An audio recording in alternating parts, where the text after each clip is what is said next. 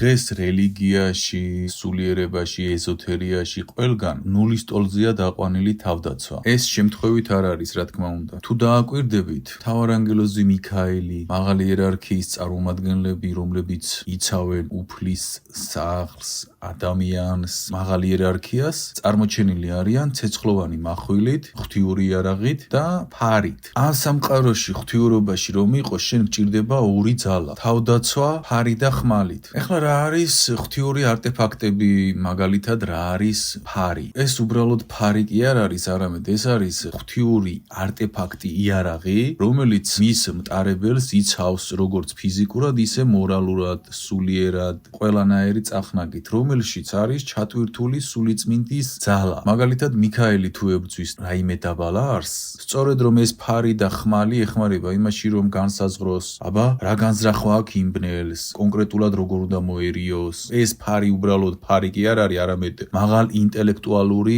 მრავალფუნქციური, ღვთიური მექანიზმია. კარგით, გავიგეთ, მაღალ იერარქიაში არის ცეცხლოვანი მახვილი და ფარი და სხვადასხვა ღვთიური იარაღები. დედამიწაზე რა ხდება? დედამიწაზეც ადამიანებს აქვთ თავდაცვითი მექანიზმები გადაეცემათ. ზოგს გადაეცემა კრისტალები, მაგ თემებზე მოგვიანებით ვისაუბრებ. კრისტალი არის უფლის ენერგიის პორტალი. გადაეცემა ცეცხლოვანი მახვილი, ფარი, ხატი და სხვადასხვა არტეფაქტები. ეს იმაზეა დამოკიდებული ადამიანი რა სულიერ სვლას განიცდის და სამყაროს იერარქიაში რა ფუნქცია აკისრია. უფალს ყველა თქვენგანისთვის აქვს ღვთიური არტეფაქტები. უბრალოდ თქვენ ამ არტეფაქტებს ვერ იღებთ, რადგან თქვენი სულის კონკრეტულ მდგომარეობებამდე ვერ მიდიხართ. დედამიწაზე ეზოთერიაში, სულიერებაში, ან ეზოთერიაში ჩვენ მარტო სიყვარულში უნდა ვიყოთ და საკმარისია ეს. მაშინ ერთ კითხვას დაგისვამ. თვით მთავარანგელოზი მიქაელი, რომელიც უფლის გვერდით არის, მას რისთვის ჭირდება ფარი და ცეცხლოვანი ხმალი? ადამიანი ისეთ უმეცრებაშია, რომ ვერაცნობიერებს სად არის, რა მდგომარეობაშია, რა ხდება მის ირგვლივ და ფიქრობს, რომ მარტო სიყვარულია საკმარისი და იმას კი ვერ ფიქრობს, რომ ამ სამყაროში სიყვარულს ჭირდება კბილებით დაცვა. შენი სიყვარულის მდგომარეობას შიგნით ჭირდება კბილებით დაცვა. ეხლა გამოვა ვინმე რელიგიური და იტყვის, უფალი გიცავს შენ, მაშინ რატომ იცა მიქაელს ფარი, ხმალი, რატომ გვაძლევს ამ იარაღებს? იმიტომ რომ ეს ფარი და ხმალი და ღვთიური არტეფაქტები არის შენი პირადი დაცვის უფლის ნაწილი, არტეფაქტი, ენერგიის იარაღი, რომელიც შენ გიცავს. გამთლიანების ცოდნები არის ფარი და მახვილი, გამთლიანების ლოცვები არის ფარი და მახვილი. ჩვენ ყველამ დაგვტოვა დაუცველად. ო, პირდაპირ მნიშვნელობით დაუცველად დაგვტოვა. რელიგიამ დაუცველად დაგვტოვა ფარი და ხმლის გარეშე. ეზოთერიამ დაუცველად დაგვტოვა. ყველამ დაცვა წაგვართვა, სადღაც გადამალეს დაცვები. რელიგიამ როგორ მოახერხა დაცვების გადამალვა, არ ვიცი, იმიტომ რომ ადამიანები, რომლებსაც შეპყრობები აქვთ, ვინც გამთლიანება არ იცის და გამთლიანების ლოცვები არ იცის, სანთლით ეძებს ეგზორციზმის ლოცვებს, არ არსებობს, ვერ იპოვს. დაცვა არის ნულის დონეზე დაყვანილი. როგორია გადარჩენის მექანიკა? ხო, გადარჩენის. შენ აქ პლიაჟზე წამოსაწოლად არ მოსულხარ, სახლში დასაბრუნებლად ხარ. დედამიწა და ადამიანი რომ შევატაროთ, ერთმანეთს მაგალითს მოვიყვან. წარმოიდგინე უღრან, ველურ, ნადირით, ყველაფრით სავსე ტყეში, რომ სახლის აშენება გადაწყვიტო. პირველი რაც უნდა გააკეთო, ეს არის დაცვა. ხობე უნდა გაუკეთო, რომ სანამ აშენებ რაიმეს, რამე არ მოვიდეს, შეგჭამოს, დათვი, მგელი, ფოცხვერი, ლომი, რაც გინდა წარმოიდგინე.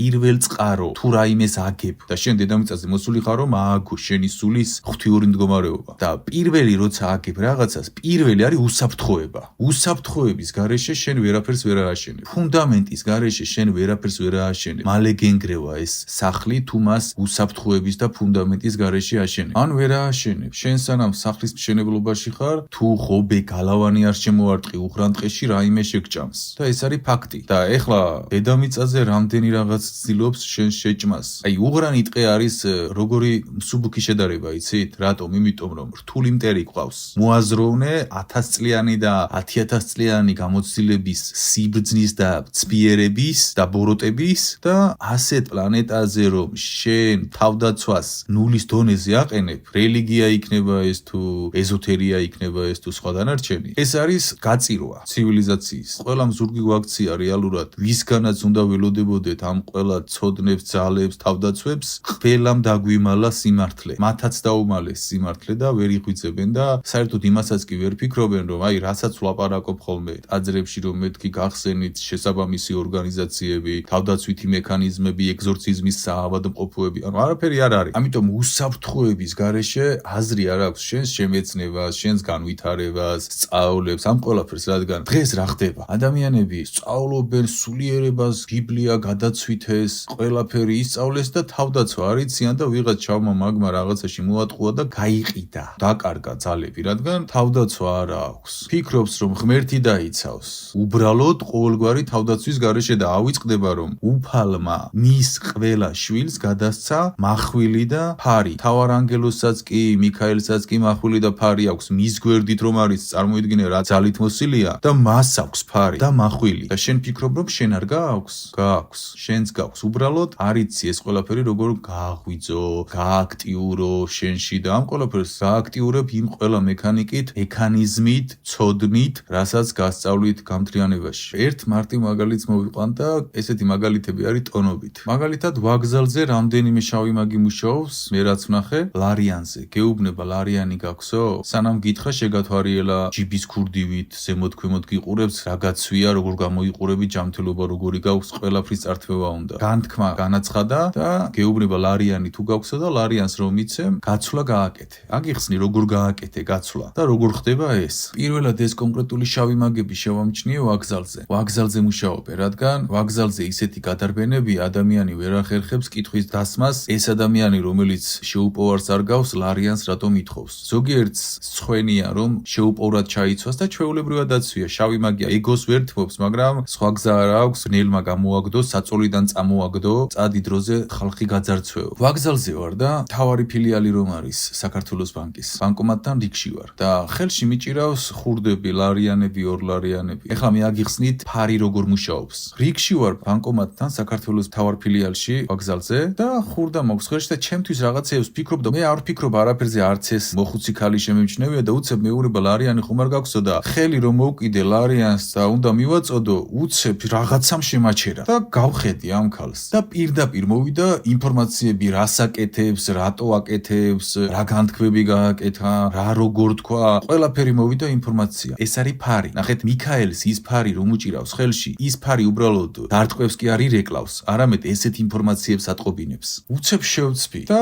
ვეუბნები, აი 2 ლარი გამომართვით თქო. თან რომ მე მივხვდი ამ ყველაფერს, მან როგორ ჩანს იგძნო ეს და თან სხვა თანხაც არ გამოგართმევს. და როგორც კი სხვა თანხის მიწოდება გადავწყვიტე, აი ვიღაცამ რომ ეხა ჯიბიდან ამოიღოს შხამიანი გველი, ობობა შხამიანი და შენ რომ უცებ შიშისგან 2 ნაბიჯი უკან გადადგა. თან სახეზე რომ დაგეტყოს. აი ზუსტად ესეთი რამე დაიმართა ამ მოხუც ქალს. 2 ლარიანი რომ გადავაწოდე. არა არ მინდაო, რადგან ის მიხვდა მე რა განზრახვით გადავაწოდე. ის ყველაფერს მიხვდა, მე რა წავიკითხე, რა როგორ ქენი, მიხვდა ყველაფერს და გადადგა 2 ნაბიჯი უკან და არ მინდაო და მიტრიალდა. და მე სხვას დაუწყო ყურება ზემოთ-ქვემოთ. მე ეხლა ვუყურებ ამ მოხუც ქალს. ვეუბნები, რატომ არ გამომართვით? 2 ლარიანი თქო, უკვე ვანიშნებ რომ მივხვდი ვინ ხარ თქო. ოხ, გამანები თავი ნუ მელაპარაკებიო. თანათვალიერებს სხვას ელოდება ახალ მსხვერპლს. გამომართვით, მეთქი ეს 2 ლარი და არ მინდაო და გაჩუმდა თავისით კუთხეში დადგა. როდის წავიდე, ელოდება. მე წავედი და იქვე ვიყიდე რაც მინდოდა ყიდვა და მოვბრუნდი. ვიცოდი რომ იქ იქნებოდა. და სანამ მოვბრუნდებოდი, დავაპროგრამე 5 თეთრიანზე შესაბამისი განთქმები. ეს ეხლა გავაკეთე ვიზუალიზაციებით, მთელი პროგრამებით, პროტოკოლებით უცებ. მაგრამ გასაგებენაზე რომ აგიხსნათ, ესეთი რაღაც დავაპროგრამე. როგორც კი ხელს მოკიდებს ის კონკრეტული ადამიანი ამ 5 თეთრიანს, როგორც კი გამომართმევს და ხელს მოკიდებს, მაშინვე რა რიტუალებიც გააკეთა დღეს ყველა ადამიანის მიმართ გაუქმდეს. დავაპროგრამე ეს და შევედი იქ და ჩუმად ჩაუგდე ჩანთაში ეს ფული და წამოვედი. და გავიდა 3-4 წუთი და უცებ მიტყდება დიდი სიცილი. სიცილი იმაზე მიტყდება რომ მან რომ ხელი მოკიდა ამ 5 თეთრიანს. მან მე გამომართვა ეს. ნახეთ, მე სადმე რომ დამეგდო და აიღო კიდე ისე რა იმუშავებდა, მაგრამ მე მას ჩანთაში ჩაუგდე და მან ხელი მოკიდა მისივე ჩანთაში, ანუ გამომართვა მან ეს პროგრამა, ეს განთქმა, გამომართვა, ეს განთქმა უბრალოდ პროგრამა კი არ იყო, ეს იყო კონტრაქტი, რაც მე მას შევთავაზე. და მან ხელი რომ მოკიდა, მან მოაწერა ამ კონტრაქტს ხელი, რა განთქმაც გავაკეთე. თქვენ რომ ლარიანს აძლევთ და მან ზურგს უკან გაგიჟღერათ ეს პროგრამა, თქვენმა ძალამ ეს გაიგო. თქვენმა ყურმა შეიძლება ეს ვერ გაიგო, რადგან თქვენ საქმეზე ხართ კონცენტრირებული, მაგრამ მან ეს გაგიჟღერა ახლოს და შენ ეს გაიგე და გეთვლება და ხელით რომ აძლევ კონკრეტული თანხას, რაც გითხრა და ლარიანზე მუშაობს. შენ აძლევ, რაც გითხრა მან ქმნის და მერწმუნეთ ისინი უსაქმურები არ არიან და ამას მოცლილობის გამო არ აკეთებენ. ეს მუშაობს და იმიტომ აკეთებენ და ამაზე მეც აკეთებენ ტაძრებში ყველგან მუშაობენ. არავინ ხელს არ უშლის, არაფერში ხელს არ უშლის. ხელს უშლის კი არა. არც ლაპარაკობს არავინ. გამთლიანების გარდა თუ დააგვირდებით. ეს არის ფაქტი და გავაგრძელებთ და უცებ ხედავ ამ ქალის ვაი ხელი რომ მოკიდა მან იგზნო ყველაფერი ანუ დაკარგა ის კონტრაქტები რაც თველი დღე აგროვა აუ ეხლა ვიღაცას ფანტაზია ეგონება მაგრამ მერწმუნეთ ეს ფანტაზია არ არის ნახეთ თქვენი პრობლემა იცით რა არის თქვენ ხართ ისეთ ხიბლში რომ ფიქრობთ რომ სამყაროს მექანიკა უნდა მოგერგოს შენ კი არ ცდილობ სამყაროს მექანიკა ისწავლო და მოერგო მას შენ ფიქრობ რომ სამყაროს მექანიკა უნდა მოგერგოს შენ მაგრამ ესე არ არის შენ იცი სამყაროს მექანიკა არ იცი სამყაროს აქვს თავისი მექანიკა კანონები შენ ეს თუ არ იცი ის მოქმედებს შენზე შენ რაც არ უნდა გითხრას მოძღვარმა ვინც არ უნდა გითხრას რომ ეს არ მოქმედებს შენზე ან თუნდაც არ გწამდეს სამყაროს მექანიკა შენ გინდა რომ შენ ირწმენით სამყაროს მექანიკა გააუქმო შენ თუ მაგის ძალა გაქვს შენ ამით შეგიძლია სამყარო ჩამოშალო შენ თუ სამყაროს მექანიკას აუქმებ შენი წარმოდგენით შენს რწმენაში შენ ესე იგი ყოფილიყარ ღმერთზე მაღალი იმიტომ რომ თვით ღმერთი არ აუქმებს სამყაროს მექანიკას რადგან თვით ღმერთია ეს მექანიკა სამყაროს კანონები ამაზე დგას ყველაფერი და შენ ამბიცია გაქვს რომ ის შენზე არ იმოქმედებს სამყაროს მექანიკამ კი არ უნდა გისწავლოს შენ უნდა ისწავლო სამყაროს მექანიკა მასში ცხოვრობ ეხლა იმ მოხუცის ისტორია რომ გითხრათ გარეთ იყო წვიმაში გამოაგდო დემონმა ნახეთ საწოლში ჩაწოლილი იყო დემონმა წამოაგდო აი როგორ იცით წიხლის ყრით რომ წადი დროზე ხალხი გაძარცვეო გამომკვებეო თორე შეგჭამო მოხუცი ქალი წამოვარდნილი იყო საწოლიდან შვაწვიმაში გამოსული იყო და ნადირობდა კიდევ ნახე ის ქალი დღესაც ნადირობს მეორე შედარებით ახალგაზრდა მას სხვენია ცუდად ჩაცმა გამოწკეპილა დაცვია შავები აცვია აი სუფთა შავი მაგი არის თმები ვარცხნილო რომ ეთყობა და ლარიანს თხოვს ყველას ისიც საჯვარედინზე თან ის სადმუშაობდა იცით აი ვაგზალზე რომ ჩამოინგრა და მსხვერპლად შეეწირა ადამიანი საჯვარედინი არის მობილურები რომ იყიდება სავაჭრო ცენტრში შესასვლელი იქ მუშაობდა და აი ესეთი ის აი ქურდივით გათვარიელებს ზემოთქვემოთ აი გათვარიელებს თითქოს რაღაცის მოპარვა უნდა მაგრამ ჯიბის ქურდი არ არის გეუბნება ლარიანს ისე აცვია რომ გაგიკვირდება მაგრამ თან ვერაცნობიერებ იმიტომ რომ გადარბენაზე ხარ ვაგზალზე ამიტომ მუშაობენ ნახეთ სადმე სავაჭრო ცენტრში რომ მივიდე შენ კითხვას დაუსვამ კი მაგრამ თქვენ კარგად გაცვიათ არ გავხართ შეუპოვარს დამშვიდებულია სადღაც სავაჭრო ცენტრში ვაკეში ან სადღაც ამიტომ ვაგზალზე მუშაობს რომ ვერ დაფიქრდე ვერ მოასწრო რეაგირება მეორემაც რომ თხოვა ვეუბნები რატომ მაინც და მაინც ლარიანი თქო და მიხვდა ის მე რა ვუთხარი და უცებ მოტრიალდა ვიდეოც მაქვს გადავიღე მაგრამ ეხა ხო არ გამოვაჭერებ ეს არ არის კანონიერი და არ მინდა ესეთი რაღაცები გავაკეთო უცებ მოტრიალდა და წავიდა და რომ მიდიოდა ერთი სამჯერ გამომხედა ვინა ეს ნახეთ მეგობრებო რა ხდება ის მოხუცი რატომ წამოაგდო დემონმა ეს ქალი რატომ გამოაგდო გარეთ და რატომ აკეთებინებს ამას იმიტომ რომ როცა შენ შავი მაგი ხარ ან როცა თუნდაც ბნელში ხარ და ცუდ რაღაცებს აკეთებს მნიშვნელობა დიდი არ აქვს შავი მაგი ხარ თუ ბნელ საქმეებს აკეთებ ორივეს ბნელი ყავს ბნელმა იცის გაჭედვა ხო პირდაპირ მნიშვნელობით გაჭედვა იცის ნახეთ ჯერ საერთოდ არ ჩანს საერთოდ ადამიანი როცა იწყებს შავ მაგიას ჯერ თამაში გონია შეყვება და აი უკვე რომ უკან ვეღარ დაბრუნდება იწყებს ბნელი ლაპარაკს და მაშინ აღმოაჩენს ხოლმე შავი მაგი რომ ქაქშია აი მაშინ ხვდება მაქამდე ვერ ხვდება კარგად და ნახეთ ბნელი არ ჩანს როცა გამოჩნდება იწყებს კარგი მეგობარივით ურთიერთობას შავ მაგთან რომ ჩვენ ერთად ვართ ჩვენ ერთად ყველაფერს შევძლებთ აგულიანებს და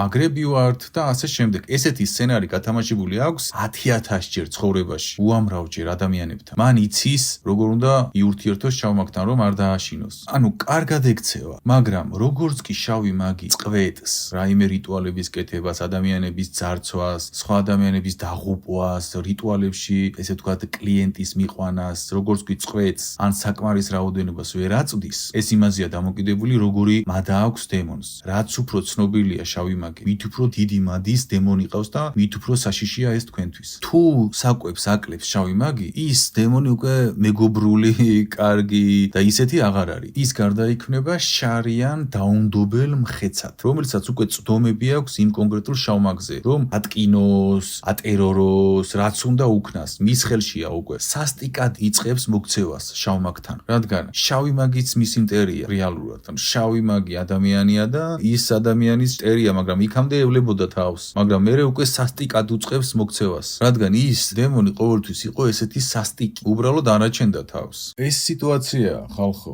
წამოაგდო დემონმა შვაწვიმაში და შენზე მუშაობს და სამყაროს მექანიკით манипуляციას აკეთებს და შენ არ იცი ეს სამყაროს მექანიკა და ტყუბდები და კონტრაქტებს დებ და შრომობ, დადიხარ ტაძარში, ამაშვები, იმაშვები, მაგრამ იმის გამო რომ თავდაცვა არ იცი, ზიანდები და ფიქრობ რომ ღმერთი დაგიცავს, ღმერთი შენ გიცავს. მაშინ მიქაელმაც გადააგდოს ფარი და ხმალი და იტყვის ღმერთი დამიცავსო. ღმერთი შენი აზრით როგორ გიცავს? დაფიქრდი, როგორ გიცავს ღმერთი? მიქაელს რატომ მიცა ფარი, რატომ მიცა მახვილი, ღმერთი დაიცავდა. ესეთი ფარით და מחვილით გიცავს. უბრალოდ ეს ფარი და მახვილი შენი მდგომარეობით უნდა გააღვიძო შენში. და რაღაცა კითხვები დასვა, აი, მარტივი კითხვები დასვი, რომ მაგალითად გიორგი რაც ლაპარაკობს, ესია, ესე თუა, ესე როგორ ვქნა და ანუ მარტივი კითხვები დასვი, სად ხარ, როგორ ხარ, გაიღვიძე და ღმერთი გამოვა ხაზზე, დაგელაპარაკება, შენს დაელაპარაკები და დაცვებს გააძლიერებ, იქ ყურადღებით იქნები, ტაძარში იქნება ეს თუ ქუჩაში იქნება და ანუ დაცული იქნები, ესე გიცავს ღმერთი. ან ესე გიცავს ღმერთი, ჩემი ხმა რომ გესმის და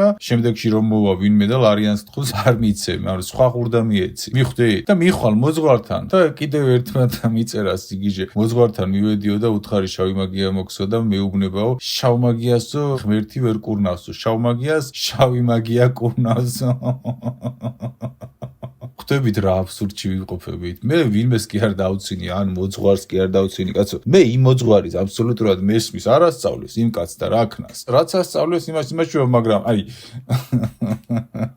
რა შავი მაგია შავ მაგიას კურნავს. თქვენ შავ მაგთან რომ მიდიხართ, განსაკურნად შავი მაგია ან სიმპტომს მოგიხსნის და მერე დაგეწყება მაგვარის ტერორები ან განაცვლებს თავისი დემონით. ანუ იმ დემონს აგდებს, შენივე დაშვებით ისევ და თავისას გაწევებს. არ არსებობს. შენ ორივე სატანის არის. ვერ ხვდებით ყველაფერი ბნელების. მოდი მარტივად გეტყვით რაღაცას, ხალხო. ფარი და ეს ხმალი გავიგეთ. თავი დაიცავით, თავდაცვაზე იფიქრეთ და გასაგებია ეს თემა. ეხლა ერთ თემას შევეხები. ერთი თემა დაიმახსოვრეთ. ყველა ის ვითომ რომ ქალღმერთებს ეთაყვანებიან, ვითომ ზევსი, ვითომ იქ წარმართული ღმერთები, რუნები, ყველა ეკუთვნის ერთს. ყველას არის ერთის სუპერმარკეტების ქსელი. უბრალოდ გატყუებს, რომელი გინდა აირჩიე, გინდა წარმართულ ღმერთებზე ილოცე, გინდა იქ ვიღაც ჰეკატეზე ილოცე, გინდა იმაზე ილოცე, ანუ ვიზეც გინდა ილოცე. ყველა ჩემი ხელქვეითები არიან, გეუბნება. ვერ ხვდებით, ყველა არიან ბნელის წარმომადგენლები. ყველანი ერთს ემსახურებიან, ყველა სხვადასხვა სახელები აქვს, სხვადასხვა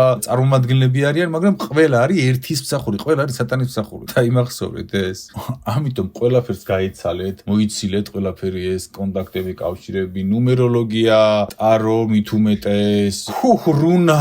რუნა არის ყველაზე ძუნგალი და საზიზღარი და საშიში. ყველა ეკუთვნის ერთს, სატანას. ასტროლოგიაც, რაც არ უნდა ფანატიკურად მოგეჩვენოთ. ასტროლოგიაზე მიდევს ცალკენაშრომი რატომ? გესმით, ყველა ეკუთვნის აი ამას. რაღაც ფანატიკურ და რელიგიურს კი არ გიქადაგებთ. მართლა ესია, ხალხო. უბრალოდ ვითომ არჩევანის საშუალება გაქვს, გაიგე? ვიღაცა ქალღმერთზე ლოცულობს, ვიღაცა წარმართულ ღმერთებზე ლოცულობს. ყველა ლოცულობს სატანაზე, ანუ ყველა იქ არის ყურმოჭრილი მონა, უპირობო მონა, იმას ემსახურება და ანუ სხვა რამეს თუ აკეთებ, იცოდე რომ ემსახურები სატანას. უბრალოდ ხელქვეითები არიან სხვადასხვა და სახელები ქვიათ სხვადასხვა და ყველაფერს გეტყვის. თუ გინდა წარმართული ღმერთი ვიქნები, თუ გინდა რაღაცა ზღვის ღმერთი ვიქნები, რაც გინდა ვიქნები, ოღონდ მეთაყვანე. და ამით ეთაყვანე სატანას. ეს ხდება. ამიტომ იყავით ყურადღებით თავდაცვას დაუთვეთ. ფუნდამენტი თავდაცვის გარეშე თქვენს განძს არ აქვს არანაირი აზრი, რადგან რაც უფრო განძი გაქვს, მით უფრო გებრძვიან და თავდაცვა თუ არ გაქვს, შენ ხარ ის მილიარდელი, რომელიც ჯიბით დაატარებს მილიარდს და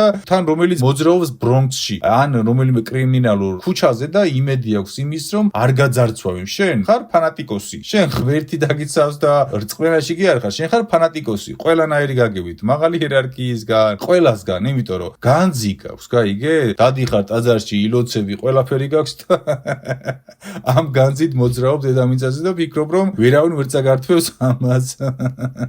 ყურადღებით იყავით, ხალხო, ყურადღებით. შვიდი იყოს თქვენში თავდაცვას დაუთმეთ დიდი ყურადღება, დაგლოცოთ უფალმა.